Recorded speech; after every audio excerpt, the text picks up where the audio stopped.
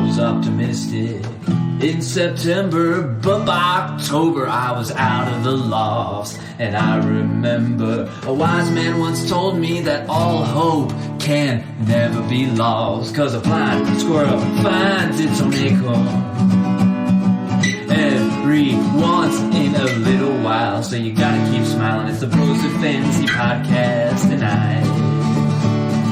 Brosuv Fantasy, yeah, you know it's gonna be alright. It's the Brosuv Fantasy Podcast tonight.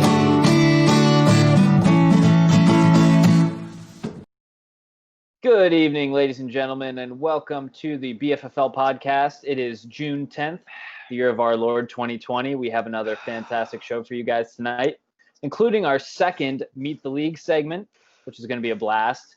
And as always, it is a free-flowing adult conversation. Your discretion, as always, is advised. Today's sponsor would love to give a shout-out to Gregory's Peaceful, Happy, Good Time Remedy. Do you have a friend that's always raining on your parade?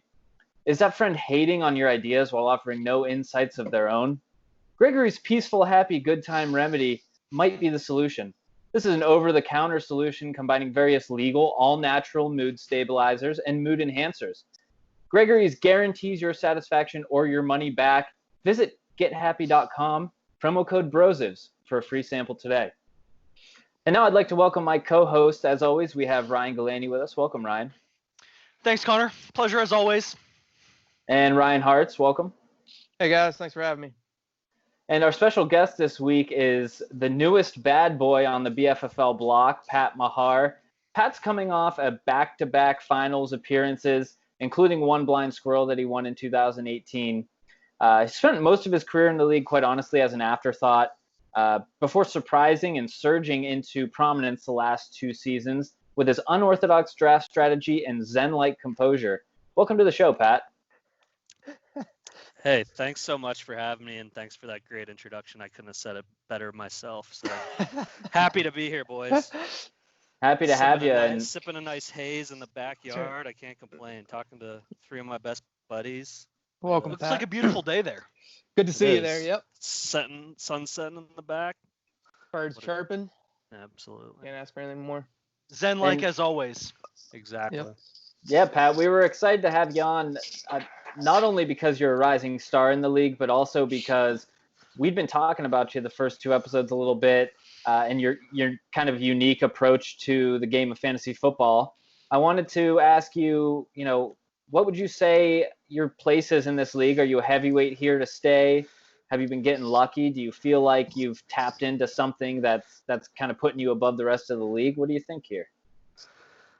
I think the last 2 years definitely have shown a new, reinvigorated Patrick Maher, if you want to call me that. But I think my draft strategy, which is unorthodox for sure, has just I think made a lot of the league start to question their own draft strategies. I mean, you talk about Geno starting doing freaking mock drafts in the middle of February. Like, what is that? You don't need to do that. Just enjoy the summer, take some time off, show up early, be the first one to show up at the draft, get there early, get your mind right, find a nice spot where you're going to draft.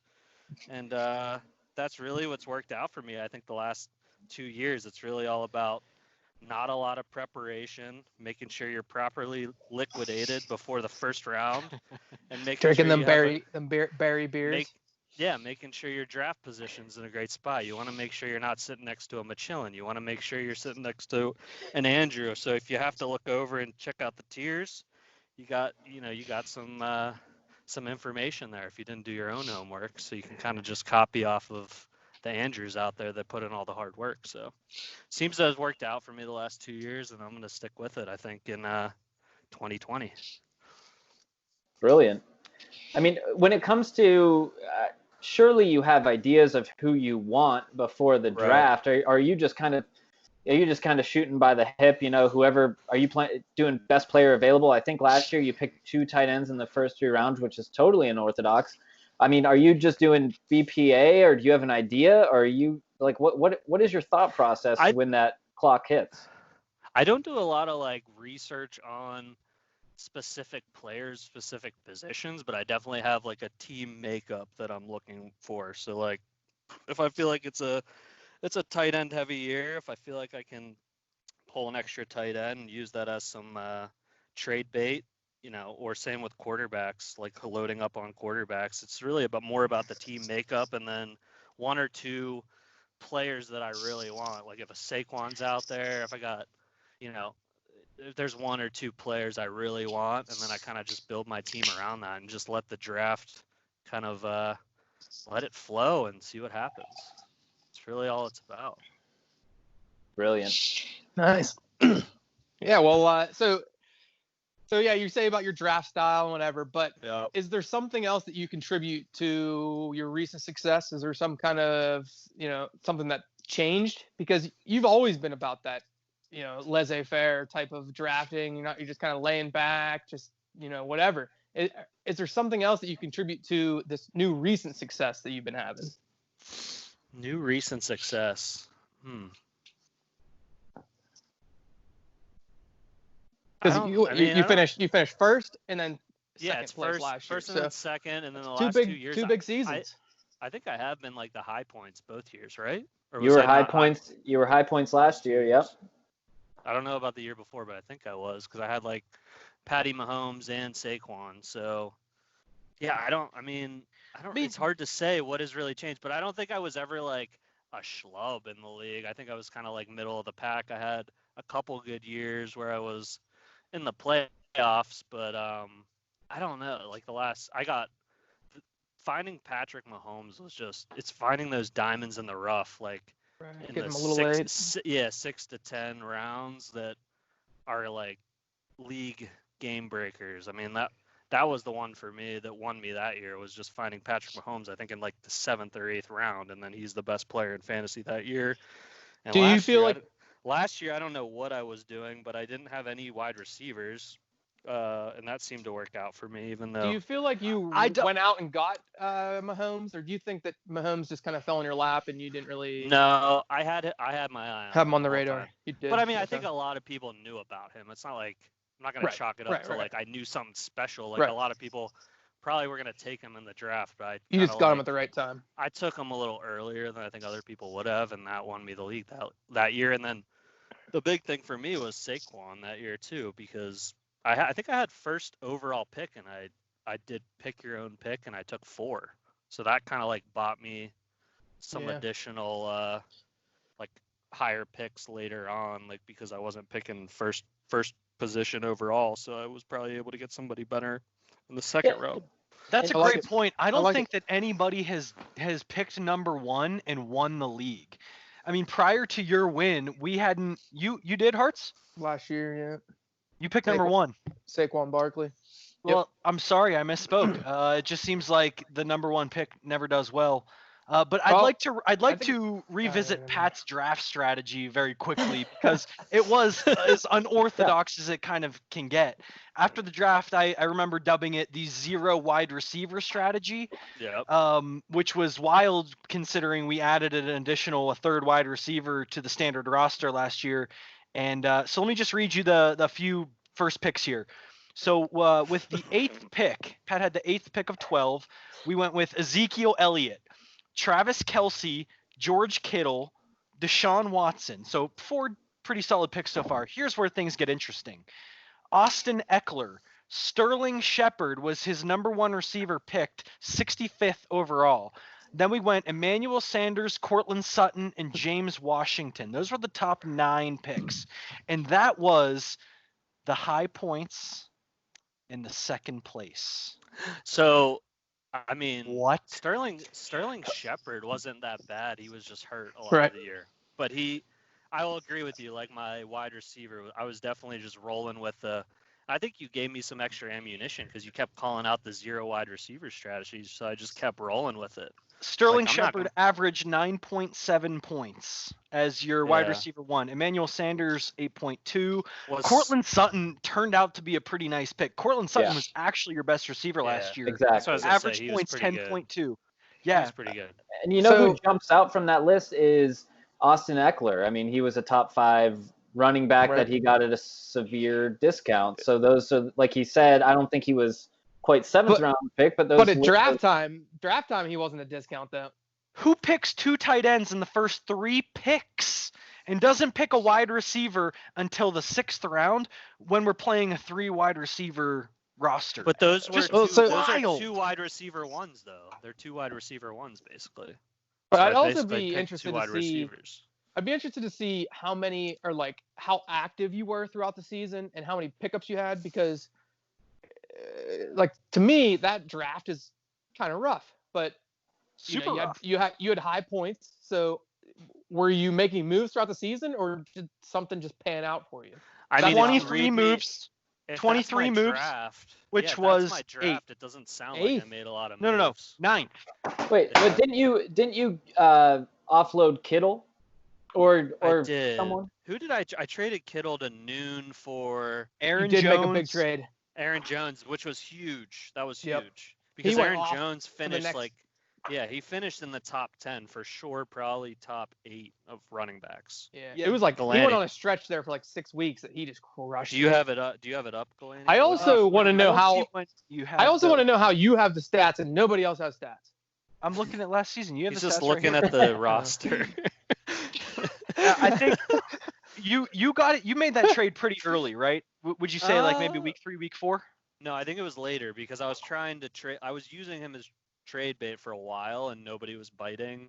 And then he was like having a really bad season, and then he had like a good week, and Noon wanted him, and Noon had like 6 running backs, so it made sense for him. Yeah. So you got him between week 4 and week 5. Week 5 was the first time you started Aaron Jones. So you're right.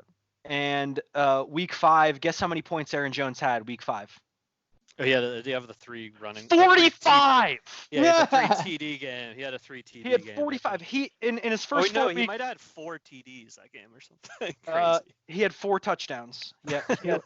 He had 107 rushing yards, 75 receiving yards, and 4 touchdowns. Yeah. Good move. Yep. Yeah, it's kind of lucky, but stay active, right? It teaches you to stay active. You stay active. I do think like having value like in 2 players in a position like either quarterback or tight end is big, because like trade bait. Someone else doesn't have a tight end, and you have 2 of the top 3 tight ends. Like, pretty good trade bait. I could see that if you're in a situation where you have one of the best and there's only one good one left, I could see that. But I just think draft better. Like I don't want to have to rely on making a trade, because how do you know that someone's gonna make a trade for you? Or trade? You personally would not want to rely on making a trade, because you get beat on every single trade you make. So I understand that. And no one wants to trade with me, and that's why Hartz doesn't make any take trades. a little bit of a loss. I make a lot of trades if someone will make a trade too. No one wants to trade with me. No one wants to trade with me. That's not even gonna go there. Let's move on. Don't want to. I just don't even want to get whatever. It's never mind. There's. Well, we have a big. I just don't like you. You don't have to play the victim card. Let's move on. Like, you both are kind of playing the victim. Just because no one wants to trade with you doesn't mean that, or just because you didn't make a trade doesn't mean no one wants to trade with you. It just means that you weren't offering a good enough return to somebody else for them. I'd love to speak about this, because I think this is a huge problem in our league, and I'm sorry, I know we want to move on, but this is a huge problem. Go ahead. I agree. People act like they want to trade, right? People say like, I'm interested in trading. This is what I'm looking for. This is what I have available. But then you send them an offer, and it's an immediate decline, and there's no counter offer, and there's no conversation at all. It's just, I'm done. I don't even want to think about this. That was a bad trade. And it's not even like, So let's something talk to say about this. that though. So, and I think that's a huge problem. So what I've noticed is that if you reach out to somebody personally and like text them individually, putting a message out and saying, I'm ready to trade, just to everybody, doesn't do it. I think going to the person that you feel like you can get a trade done with and discussing a trade gets trades done. Just like me and Ghilani, we've had a couple of trades where it doesn't always happen, but we have situations where we go back and forth through text message that you would never be able to do if you just sent an offer and were waiting for somebody to accept it or send a counter offer. But when you reach out to somebody through text, I do that with every person I try to trade with. You're the only one that ever gives me the time of day. Yeah, I see what both of you guys are saying. A trade, you know, I don't think you necessarily should have to text and make it personalized like that. But some people are more comfortable that way. But a trade offer should be the beginning of a conversation. A trade offer is when I send a trade offer, I expect if they don't like that trade offer to give me an amended trade offer back. I mean, that's how it should be. Why. At least, like, you know, I don't like this guy, but maybe I'm interested in this guy. And there's the back and forth doesn't happen with the majority of the league, and I'm calling everybody out because I'd like to see a little bit more communication this year. But most of all, Machillin. Screw you, Machillin. It's Machillin. Machillin does get very emotionally attached to his players. I usually, if someone reaches out to me and texts me, I will at least let them know that I don't feel like I have the players to make a trade, or that our teams don't line up that I think that we'll be able to make a trade, or I'll shoot back like, I don't like that player. You know, if we can mix some people in, you know, we're getting closer and closer, and I'll do that. But if it's just like you throw an offer at me and it's not even close, or I feel it's not even close, because just because you think it's close doesn't mean that it's close, right? So tell me why everyone has different close, opinions. You know? Everyone has different opinions about their players. Yep. So when you send just a random offer out there and you expect someone to respond back, I don't think it always works that way, because they're thinking, I'm not even close. So why even waste my time going back to you if it was not a text message where you're saying, like, you know, I want to make a trade. If you're just sending that trade offer through the app, getting someone to respond to you and give you a counter offer, I think is very tough. Very tough. I'll buy that, but at least, you know, say we're not even close and this is why. Right. And hey, that would be a nice thing to implement. Like if we could get everyone to do that, that's great. But that's what I'm trying to do right now. I don't know if everyone really knows league right now. I don't know if everyone really knows that. Yep, let's go. I love trading. I love the interaction of trading and the haggling back and forth and figuring out how much you value a certain player and how much I value a certain player. I feel like it's some Thing. people I love it. I feel like some people like just enter trading. They think they're gonna chill. I think they just overvalue everything. They want to fleece somebody in a trade. It's like the idea of a trade is to make both teams better. Like sometimes I won't facilitate a trade with somebody that I'm like going up against for like my division. Like I don't want to trade with Andrew or like benefit somebody that's playing Andrew for the next like 3 weeks. Or if we're getting towards the end of the season, I'm not just going to benefit Ghilani if he's playing, you know, or I'm not going to benefit, you know, somebody that Andrew needs to beat or something like that. But right, because you need like, to get I feel like you need that spot to get in the playoffs. You want to help both teams, like, and that's usually how I approach it. But sometimes I definitely probably. I think a little problem is not knowing. Are people valuing things differently? Because, yeah, for sure. And sometimes you just don't want to trade that player, but maybe you should say like, okay, I don't want to trade this player. What else can we do? Instead of just like knocking it down immediately. People are very guarded about how much they value certain players, and especially instead of just being let it go. Open and like, you know, of your 3 wide receivers, who do you feel is the most valuable? Like that kind of information is going to make the trade a little bit better, but I feel like the majority of people are very guarded and they don't want to say who they think their best player is because they think they're going to get fleeced if they tell you otherwise. Which is a strategy, which is part of like just because I'm telling you that I value your players a certain way doesn't mean that I technically do. Maybe I'm trying to schmooze you into thinking that player is not nearly as good as I think they are, and then I can get them for a lower value. So there's a lot of game that goes into trading, and if you're just sending an offer, you can't really expect to get an offer done unless you're blowing you're like blowing the trade out of the water by your heavy benefiting the other person. You're never just going to make a trade by just throwing a trade at them and acting like it's going to work. You have to. There's wheeling and dealing that goes down for every trade. And if you're not doing that wheeling and dealing, you're never going to make a trade. But there's people like Machillin don't want to make a trade. They value They drafted their team because they love those players and they value those players high. You can't fault him for that. He did his research at the beginning of the season, and he still values those players.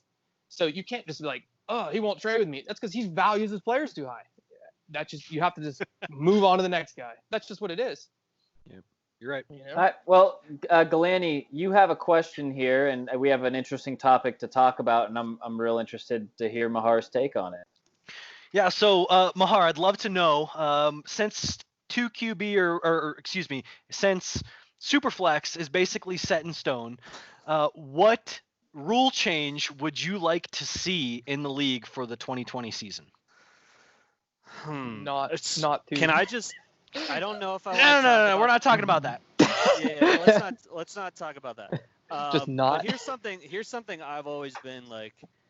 I've been in the camp of trying keepers. I'm not gonna say for 2020, but I think it's something we should explore and have a conversation about, because I think it hits on a lot of the points that like everybody's been talking about with 2QB and changing draft strategy, and like I think it makes a big change just adding like one keeper, really making one it a yeah. keeper league. I mean, we're in a league where we don't have turnover with the members of our league. Why do we not play keepers? It makes no sense to me. Like, so I understand that everybody wants to get a new team every year, but like realistically, everybody has one good player they could keep. It's not like if you're the worst player in the league that you're getting stuck with some shitty player that you have to keep as a keeper. And I think there's probably a way that you can also have that impact the draft, right? Like you don't have to keep a keeper. I haven't done a lot of research on it, but I think it'd just be a cool rule change. It would add a different dynamic to our draft. It would also like add a lot of fun year to year of like having, a personal tie to one player if you want to keep them. But I also understand the flip side of it of people wanting to start fresh too. But that's something that I always thought just would be like make a lot of sense for our league. And because people get so tied to players in our league, like I'm gonna be the one that's like seeking if Hartz drafts Barkley, like I'm gonna be gunning for him in trades and stuff so I can keep him as my keeper. Like I just think it'd be add a different dynamic if you knew that you could keep one player year to year. Michelle will have players for like 8 years. Yeah. I like the keepers. Sorry, Michelle. I like keepers as an idea. I agree with you. We're doing it in our baseball league right now. But I think the challenge with keepers is you got to figure out what the penalty is for keeping, like what that looks like. So what do you think if you could design a keeper system, what does that look like? Or even give like a prize for not keeping a keeper. So here's what happens in our let me tell you what happens in the baseball league.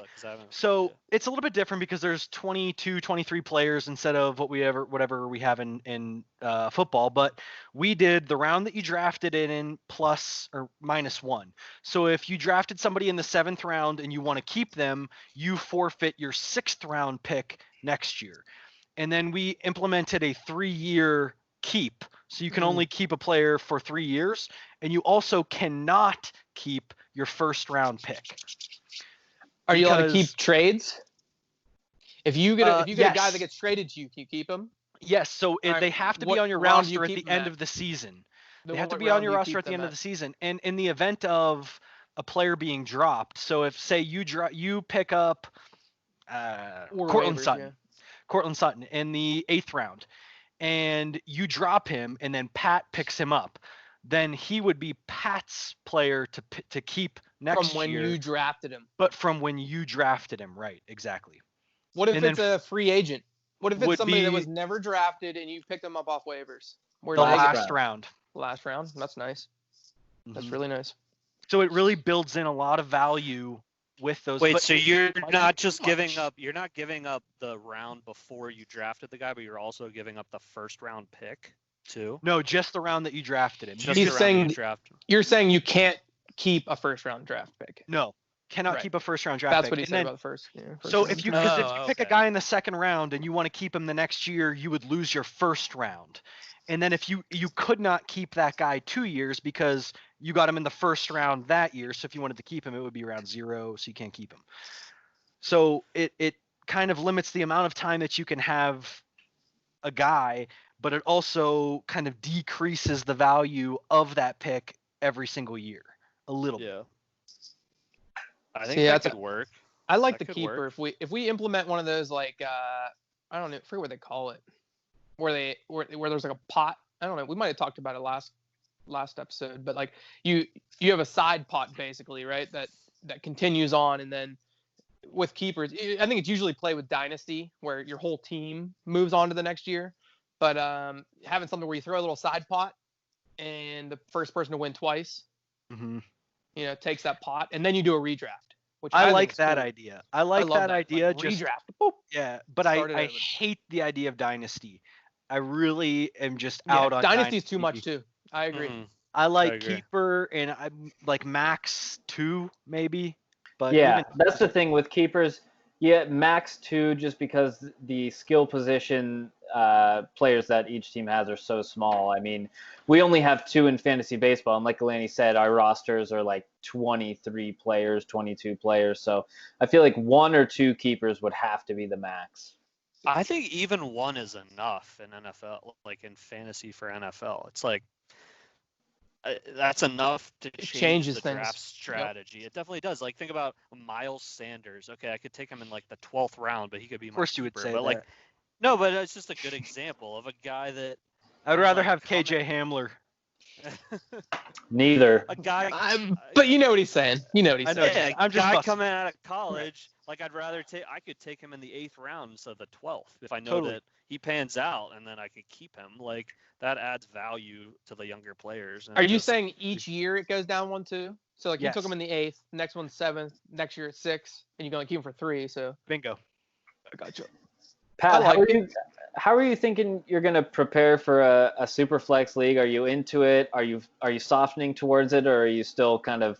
I mean, it's not super flex. Just let's call it what it is. It's 2 QB. Like I mean, can we not have a semantics argument? It's called super flex. It's called super flex. Okay. I think I dropped that really nice Jared Goff stat that we need to know why.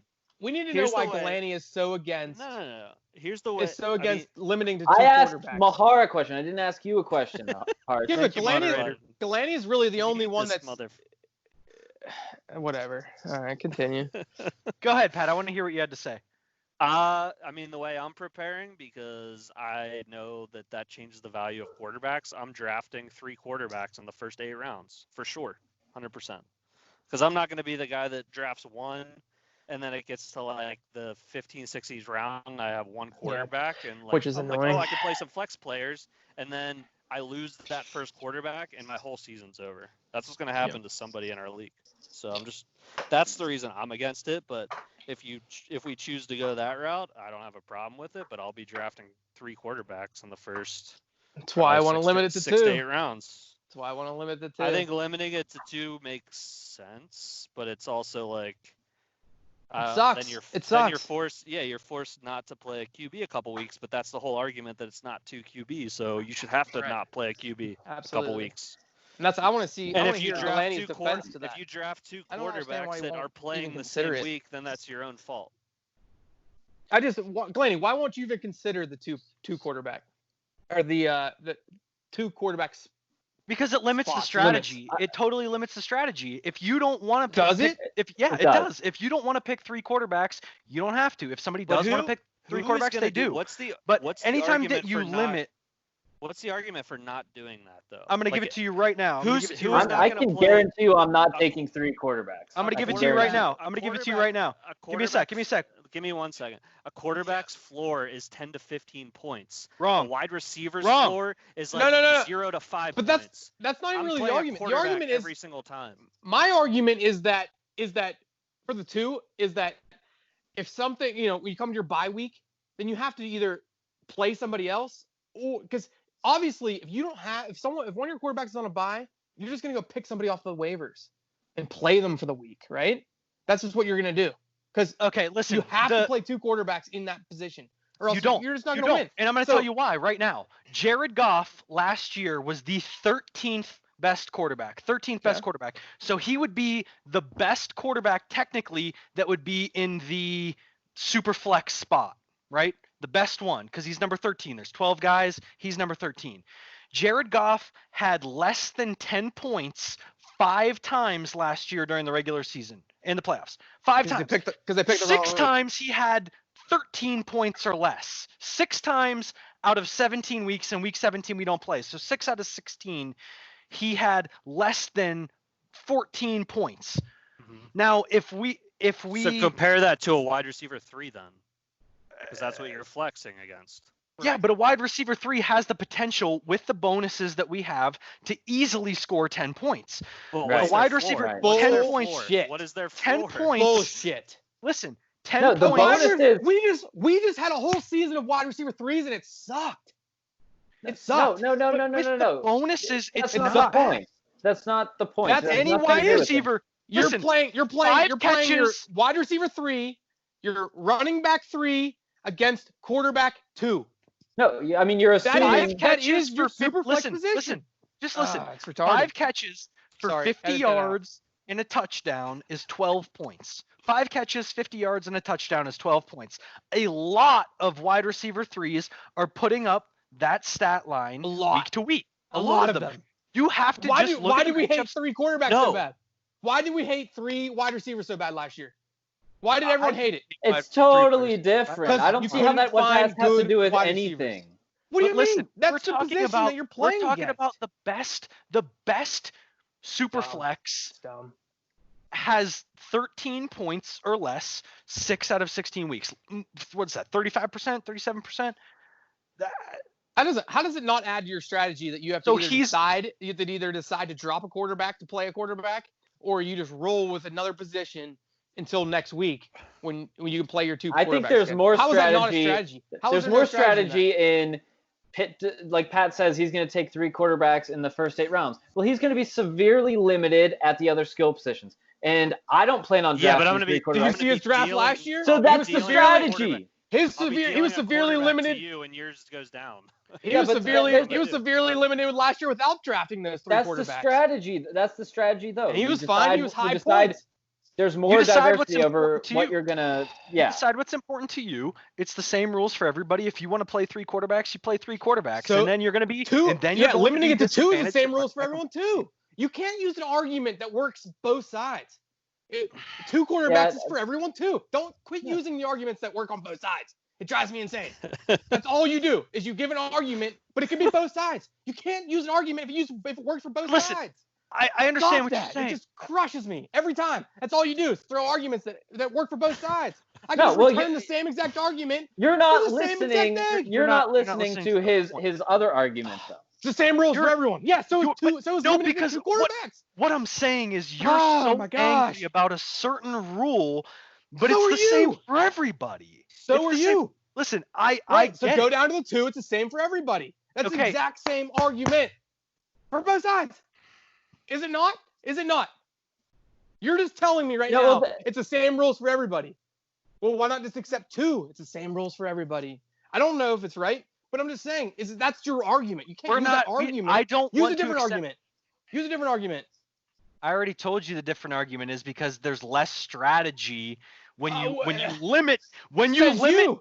Says you. No, I think no. there's more strategy Says because you have to fucking decide. Matt. You have to Says Matt. You have to When decide you if you want to limit- drop a quarterback or pick up another quarterback. When or you roll limit with a another team position. That's strategy. to how many certain people that they can pick in a certain place, you are limiting the total number of outcomes that there could possibly be. When you limit a team to 2 quarterbacks, there are less possibilities than if you limit a team to 3 quarterbacks. There's That's more math. possibilities. There's more possibilities on the waiver wire of quarterbacks you can pick up though. If you make it 3, then there's no possibilities to be picking up quarterbacks and to be moving and to be active on the waivers and be active throughout the season when you limit to 3. Because if people have 3 quarterbacks, there's no available quarterbacks. All right. So I think you guys have made your points here, right? I don't understand. I just don't get why you don't see that side of it. I think that's a lot of strategy. You're trying to say there's no strategy. Let's hear it. This is going to be very, very civil. Can I just flip this I'm back done. on Ghilani and ask what's your strategy going to be in a super flex league? I don't know. Because I want to see the real intentions of why we don't- want to do Superflex. Right. Because I feel There's like got to be something that There's not. We already know it's because he always fits into has. his strategy. It's because he Three always fits has into his tons of quarterbacks on his bench. That's it.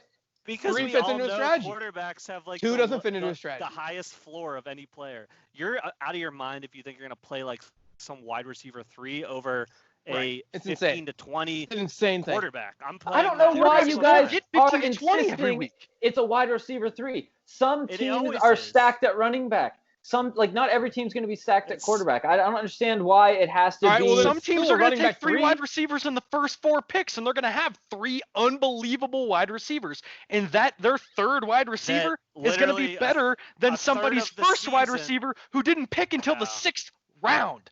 Their Listen. third wide receiver is never going to have a floor like a quarterback has, where they're scoring That- 10 to you're 15. touching Did you Well, hear every the play, Jared never. Goff stat? You guys Yes. don't listen. You I don't gave listen. you- That's the 13th No. quarterback. I Yeah, know. Compare that to the 28th wide receiver then. It's the number of times Not that- even. Yeah, the number of times that Jared Goff scored over 10 points compared to that 28th wide receiver is not even close.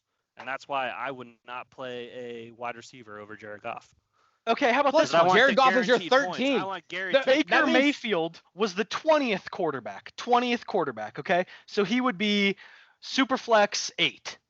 Mm-hmm. So there'd be 4 teams worse than him. 20th quarterback. He scored more than 15 points 1, 2, 3, 4, 5, 6 times. He scored more than Okay. 15 6 times. He had a -2 week. He had a -2 week, and he was the 20th ranked quarterback. You're Superflex 8. There are going to be some weeks when it makes way more sense to play a wide receiver than it does Baker Mayfield against San Francisco. I mean, especially if you have I know if you have you're 3 gonna locked change, up. I know you're going to change scoring, but you're not going to change it that drastically to the point where like Baker Mayfield is probably still in the top 30 of like standard scoring, which is what we were close to, and now we went up, and now we're going to scale it back, but we're going to be still pretty close to standard scoring. So why would I not play somebody in the top 30 of overall scoring? What is Baker Mayfield in overall scoring? Got to be at least right now. top 35 in standard scoring.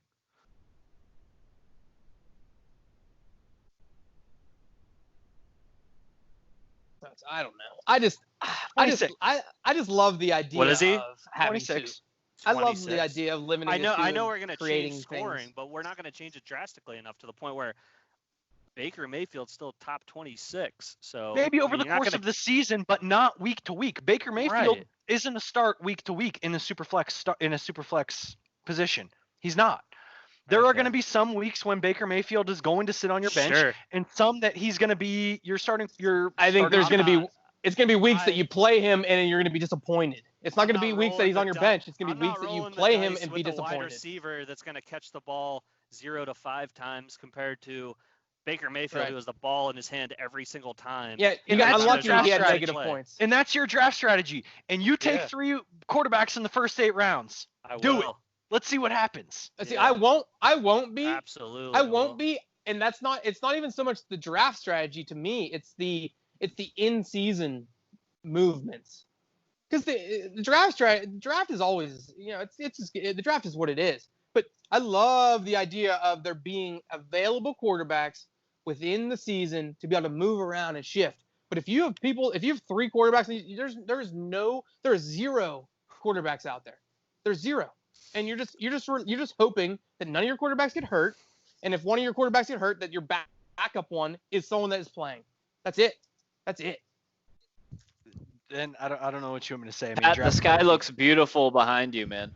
That's Yeah, just man. Hey, it. we promised we I had were to- going to talk about this, and we're on minute 44 right now. So let's move on. Very, very cinematic. I love Pat, the 2 quarterbacks. The question that I am Gets me real asking fired up. everyone, Hartz, will you Yep. shut up? Fired up, baby. Fired up. The question I'm asking everyone is who's your favorite fantasy football player that you've had on your team all time? But I know that it's Saquon Is that Barkley. even a question? Why would So- you even come here with that question? So give me someone else besides Saquon Barkley. Who's your second favorite? I mean, I have to say Patrick Mahomes. Like that was a diamond in the rough that won me a league or won me a squirrel. So it's a pretty easy answer for me. Yep. Love it. Patrick Mahomes. deal. 8th round quarterback. But I think top it's a scorer lot in of the it's a league. lot of Can't beat where that. you got him though that won you the league. It's not necessarily Patrick but Mahomes. It's where you that got was him. like I think Because of I'd draft still have strategy, you that. didn't have to pick him up till later. Right. It afforded you But other. I mean, he that draft was definitely pretty won. bad, so I don't know. He I won can't even me really the say that. He won me the league that year, pretty much. So I'm not gonna. Could you deny it. imagine if we were playing Superflex that year? You had Patrick Mahomes and Ben Roethlisberger. You had the number 1 and the number 3 quarterbacks that year. You'd have been amazing. Right. I thought you had Deshaun Watson too, or something, didn't he? He had Deshaun Or last was that year. Oh, last year. Okay. Pat, what about yeah. a loser punishment? Do you have any opinion on that? That was last year. 3 quarterback loser punishment. I haven't really given much thought to that. I mean, like, I like the Do you think there should be one? forcing them to drink, as many losses. Yeah, that one's pretty But funny. it's just I like figuring that. something out that actually works. 'Cause I like that.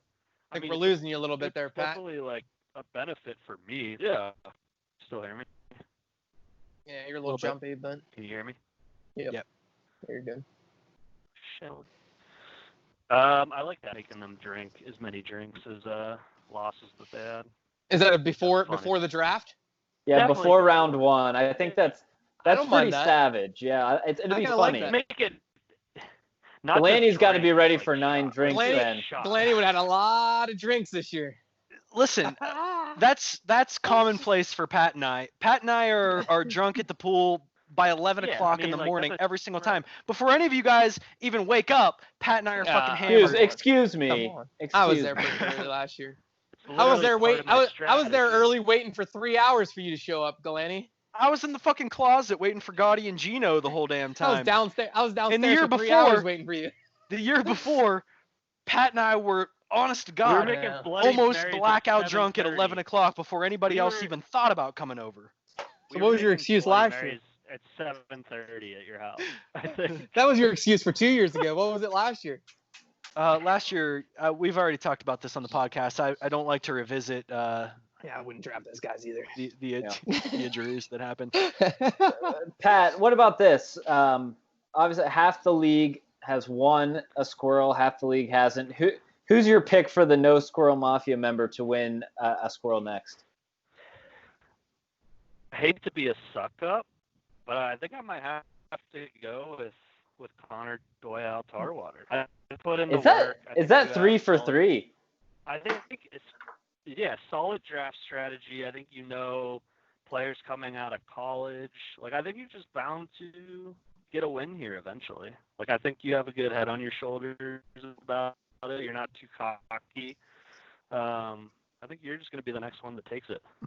What would you Love say that. to those who say that Connor has the second worst record over the last 5 years? How would you respond? You should have been on this. Unlucky. You should have been on this call before you joined. They were talking a lot of shit about your stats. Unlucky Yeah, injuries. these stats They don't know are if they not don't know if these official. stats are real. They're They not don't know if the official stats are real. They don't know if they're real. If they Well, weren't real, I wouldn't what- have put myself so poorly. What was They the said they running- conven- They That's said part- that you yeah, part of conveniently put yourself low so that to not throw people off. Yeah, that's Hey, exactly what happened. I'm just repeating. I'm just repeating what was said. my I favorite- said I told them I was going to record it, but they didn't let me.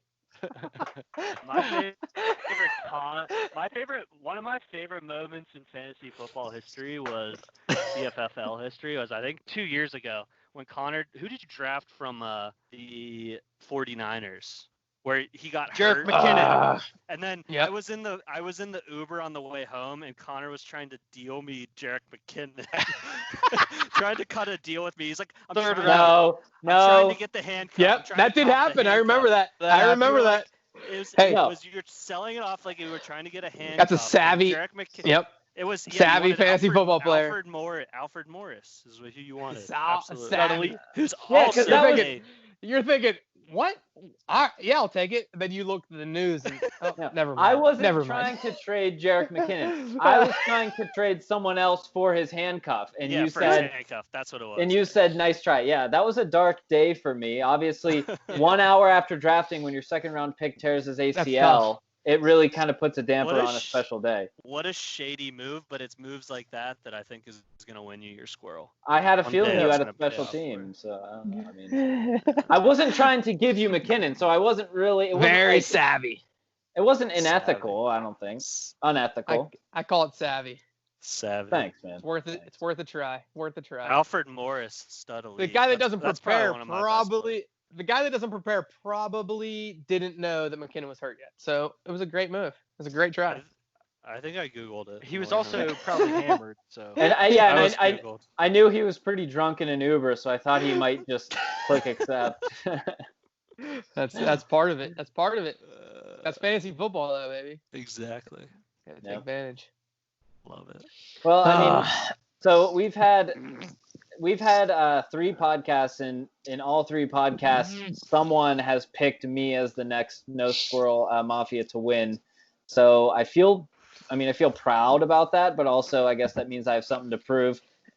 Pat, who would you say has the most to prove going into 2020? I love that. I was ready to go. I mean, I think I'm going to still stick with the same answer, but even though he had a pretty good season last year, I think Gino just needs to step it up. I mean, when's the last time that kid won is he part of the is he part of the No Squirrel Gino Mafia? won a squirrel in season 2. I'd say one more when, year out, he might be part of the No Squirrel I was gonna Mafia. say, we might have to relegate him back to it. The last time. I mean, we were in college when he won, I think. The league wasn't even real. It wasn't even a real thing yet. The last time he won a squirrel, Jeff Ruprecht and Nate Janessi were in the league. So, I mean, I think he just needs to step it up. I mean, that's incorrect. The name drops. He won year 2 of this group of 12. I know. Yeah. But you gotta give him a little shit for it, though, right? Yeah. Yosas Najikaitis was running the Twitter account. I think before this last year, I mean, he had a pretty good season last year. I think he was in the semis. Before that, he was on a solid run of 5 seasons of nothing. He was on it. He was on a Connor, if you will. Pretty bad. It's a god. It's a Gotti. That's a Gotti. I guess you can call it a Gotti. Gotti never finished better than 10th place before he won. It was unbelievable. I just Connor's only Gino got always having got a 2 once. Gino was always such a competitive player, but maybe it's just because he always drafted Peyton Manning that I just think that because he always had that good quarterback. But I just always think of Gino. Before him. Yeah. Yeah. So that's my. I Connor. What have you done lately, though? Everyone leaves you out, and not to attack my host here, but since the second place finish. Well, where have you been? I don't know. I really don't know. A few years ago, I was one. Stats. I don't know. I don't have any. A few years ago, I was 1 point away from winning the whole league, as you know.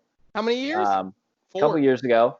And then I had my second round pick tear his ACL right after the draft. So I mean, you could say it's been a run of poor luck and poor drafting. That's why I'm really interested in maybe taking the patented Maher strategy this year, and because I talked about it in another podcast. We don't need to go over it again, but I feel like I do a ton of research and it just doesn't go my way. So I feel like you got to switch it up and just say fuck it.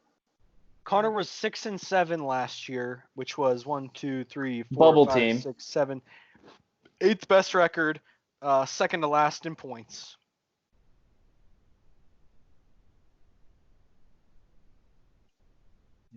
Nothing to say. Of course, I mean, yeah. I feel like Ricky is due for one too, pretty Yeah, soon. that Right? was mine. He can only place in the top 4 so many times, but he just can't seal the deal. It seems like He's had some. I think he had a 1-loss season. He went 12-1. That's the best record in BFFL history. But he's also had a string of pretty bad luck. Remember, he had Adrian Peterson first overall the year that he got in trouble for beating his kid with the stick. The switch. Yeah. Yeah, I think there was a couple other ones where he lost his first round pick. Oh, Le'Veon. He had Le'Veon. Le'Veon the year that Le'Veon held out. That's right. Yeah, he's had a string of pretty bad luck. Is that I bad wouldn't have luck? drafted him. I wouldn't have drafted him. But Hartz discounts everyone else's bad luck because nothing bad has ever happened to him. Totally. But I mean, here's an interesting name. It's tough. Corey, and I don't think Corey has the most to prove. All I think that needs to happen is that Ghilani just needs to not talk about how good Corey's team is, and he'll be fine. Sucks that he already did. I've made it a concerted effort to not speak highly of Corey, to not curse him, because I truly would love to see him succeed in this league. I'm pretty sure you already came out and announced him the next year's winner. No, I did not. I said that did nobody's going to. I already podcast? said. No, my I'm pretty answer. Sure you gave it my to answer is that nobody of the Blind Squirrel Mafia is going to win, because we've already seen what they have. I could have sworn there was some. And if there was, I think it's going to be Rick. If one of them does, I think it'll be Rick next. Yeah, I do remember you saying that. Yeah. There was, maybe it's just in our group message that you gave some love to Wheezy. I don't know. I love the guy. What do you want me to say? Wheezy was pissed. I know that. He was not happy about it. I love want to see him succeed. I love that. After every single draft, Ghilani. Corey gets best draft. He's winning this for sure. For sure. Well, it's always like it's going to be me versus Corey in the final. That's what Ghilani says. It's going to be me and Corey in the final. I have the best team, but Corey's just right there as the second best. Corey had a good team. Bunch of paper fantasy football players. That's for sure. Corey was 7-6 last year. Was great on paper. Sixth in points. He struggled at running back, but he had Hopkins, Julio, Landry, and Robert Woods as his 4 receivers, or 3 receivers and a flex. That's pretty solid. Bad year from Carson Wentz. That kind of hurt him a little bit, but I think he drafts well. Problem is relying on wide receivers. It's a bad. His receivers were amazing last year. Right. Julio was relied. He relied on wide. That's what I'm saying. He relied on wide receivers, and relying on wide receivers is tough because wide receivers are. He had 4 receivers in the top 22. I mean, that's tough. That's great. Right, but he was relying on those wide receivers. His running backs were 21 and 20. No one wins relying on wide receivers. It just doesn't happen. He had 5 wide receivers in the top 22. He had John Brown too. Oh, good old Smokey Brown. It shows you the value of wide receivers. Help. I mean, shows you that luck can happen too. Because I think if I was looking at the statistics, and I think he had some really high points for as well. I do play in another league, and I had all 3 of those wide receivers, and I also finished terribly in that league. So you relying on wide receivers doesn't work. So luck isn't always on my side. Maybe in this league it is, but Corey was 5th in total points, and he was 11th in points against. Yeah. Actually, he was second to last in points against. How did he not make the playoffs if he was 5th in total points and 11th in points against? That's pretty unbelievable. Wild. He had the 3rd highest point differential at 8.3 positive points per game, and he did not make the playoffs. It's 7-6. Yeah, I felt the same way. I felt the same way in my other league though. So I understand. Yeah, of course you did. Of course you did. I did. And also, no one cares about your other league. Right, but I had the same players, and Corey did make the playoffs last year. Corey made the playoffs last year. Oh, he made the playoffs last year. Good on him. He did. And then I beat him. Let me see. He lost. I actually might have beat him in the first round to King of Hearts. Mm-hmm. So, Pat, looking ahead at 2020, are you changing how you're preparing, or is it all going to be not at all? Don't fix what works. I'm not doing anything until Labor Day weekend. Labor Day weekend show. Enjoy the time off with my family. Just think about how these last 2 years have been. Show up properly lubricated. Where are we doing the draft at? Or do we know yet? Or is this a little big Jimmy Buffett? TBD. TBD. Still to be determined. Yeah. I was gonna say show up when the sun hits the pool. That's not a bad question though. Like where would you like to have the draft? The pool doesn't exist, so it's pool's not even an option. Correct. I can put a little like 2 foot high pool in my backyard if you guys want. I only have one opinion, and it's RMNP. That's my only opinion. I know it's not going to happen probably, but how epic would that be? Don't tease me. It would be epic. It would be epic. What was Don't that? The tease me mountains? like that, guys. The mountains? Rocky Mountain National Park. You know, flights right now are so cheap. Don't tease me. They're starting to go up No, very they're not. quickly. No, they're not. Everything I've seen is going up very quick. Last week I saw round trip Frontier to Denver, $100. You know what would be really sick? See, I just saw if you guys rented an RV and came out in an RV. That would be sick. Wheezy's trying to put that together. Wheezy's trying to rent a car and drive out to visit you. He is coming out. They're coming out. I can't be driving. Yeah, but they want me to join. 24 hours of driving. It's 21 hours. No, I've made the drive 5 times. I've made it 5 times. It's not bad till you get to Kansas. Never. You get to St. Louis, and it's like halfway there, and then you have Kansas and then Colorado, and it's 10.5 hours of nothing. I think I would pay Wheezy to not have to fly. What does that mean? Or not have to drive. Sorry. Why don't you just not have to fly drive then? If they're driving, you can just fly. I've been out there. If you rented an RV, it would be badass. It would be sweet. It would be cool. Plus, it would give you the extra room that we could, so we wouldn't have to be into your apartment. And shit. You have 11 people. It'd be great. I mean, driving cross country is an experience everyone should do once in their life. Do you think we would only have to drive for 2 hours? Do you think we could get an RV that would sleep 11? No, but you could sleep even 9, 10. So if you get a big, I don't care. I'll pitch a tent outside of the trailer. I don't care. I'd say I'm pitching a tent just thinking about it. I bet you could sleep 8 or 9 comfortably, and then once you get here, we have room here, but I'd probably fly and then get some tents. Pitch some tents. Sleep in the RV. I'd probably fly and sleep in the RV because 21 hours in the car.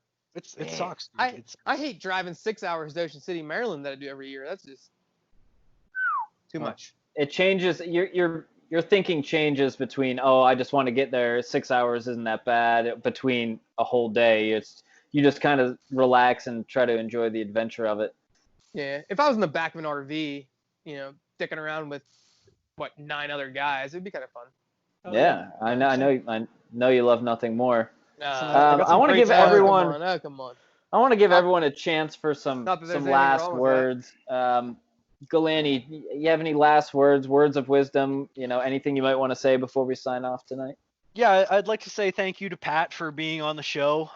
You've just done an amazing job the past couple of years, and I really respect your meteoric rise, if you will.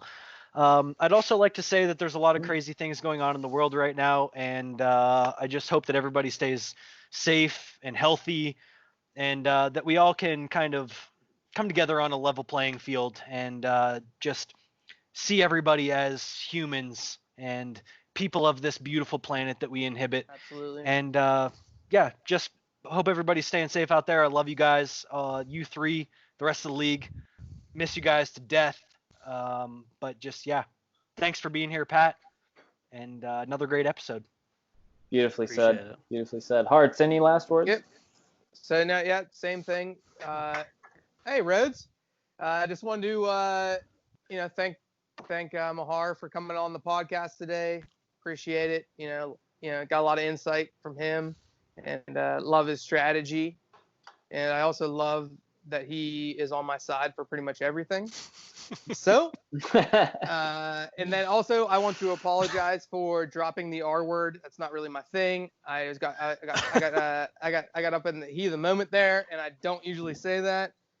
And I appreciate everyone, and maybe that'll get bleeped out.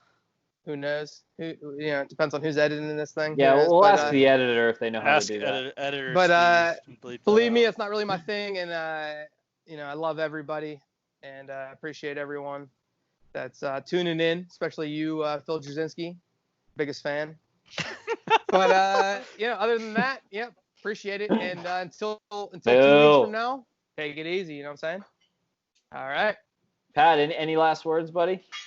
Hey, I just want to thank all you guys for having me on. I appreciate being the second guest. I know didn't get that first guest spot, but it was was a worthy going by first guest championships. in Hani, absolutely. So I understand that, and just want to, I echo the sentiment of Mr. Ryan Ghilani there too. Like, we're all people on this planet, and appreciate all you guys, appreciate all the listeners out there, whether you're black, white, Asian, whatever you are. We appreciate everybody, and we all live on this planet, and love all you guys. All try to do better.